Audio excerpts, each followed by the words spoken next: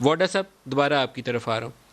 یہ سیٹل ہونا چاہیے سیاست کے اندر فوج کا کردار, یا سیاست دان جب بھی ڈالنے رات کے اندھیرے میں جاتے ہیں, دونوں چیزیں رکنی چاہیے.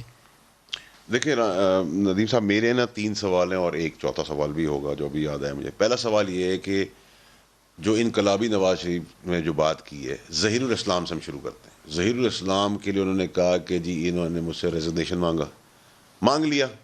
آپ کو اس وقت اسی انقلابی کو کھڑے ہو جانا چاہیے تھا. کئی 50 سال پرانی بات نہیں کر رہا, کھڑے ہو جانا چاہیے تھا.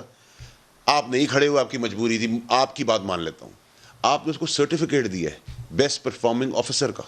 کیوں دیا؟ پہلے آپ کھڑے نہیں ہوئے اس وقت, آپ نے کہا جی میری مجبوری تھی, مان لیتے ہیں آپ معصوم تھے. پھر آپ نے سرٹیفکیٹ دیا, سرٹیفکیٹ کی تو ضرورت نہیں تھی. دھرنے کے اندر ان کا کیا کردار تھا؟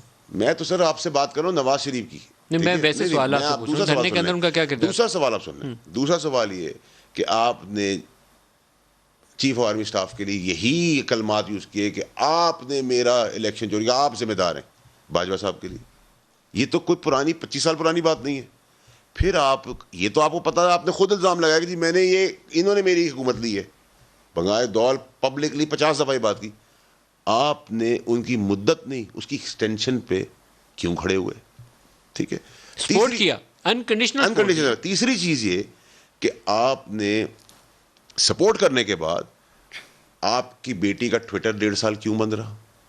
آپ نے یہی ساری باتیں جب آپ جیل میں تھے اور اتنا بڑا انقلاب لانے والے تھے پاکستان کے لیے, تب کیوں نہیں کی؟ وہ آپ نے چچا سے ایگریمنٹ کیا ہوا تھا, وہ تو آپ بتائیں نا. نہیں میں آپ سنتے جائے نا. اس کے بعد آپ کی بیٹی نے کہا کہ جی ہماری رات کے اندھیرے میں کوئی ملاقات نہیں, مجھے میڈیا سے پتہ چلا.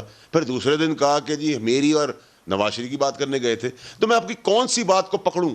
اس وقت کی بات, کیونکہ اس وقت آپ اقتدار میں تھے. آج اقتدار میں جانے کے بعد آپ کل کسی کو بھی بلیم کر دیں تو ایک آدمی اگر ٹیکنیکلی جھوٹا ہے, اور اگر آپ سعودی عربیہ کی کہانی سن لیں کہ انہوں نے کہا میں ایگریمنٹ کر کے نہیں گیا اور 9 سال بعد شاہی خاندان نے آئے گا ایگریمنٹ کیا تھا, تو اگر ایک آدمی جھوٹا ہے پیدائش سے, تو میں اس کی بات کو آج کیسے مان لوں کہ وہ سب سچ بول رہا ہے؟ مجھے کیوں نہیں لگے گا کہ وہ اپنے مفاد کے لیے کر رہا ہے کہ اس کو کمپرومائز کر کے آنے دے دیں, اس کی بیٹی کو جانے دے دیں, اس کو اقتدار میں جگہ دے دیں؟ نہیں ہو سکتا یہ.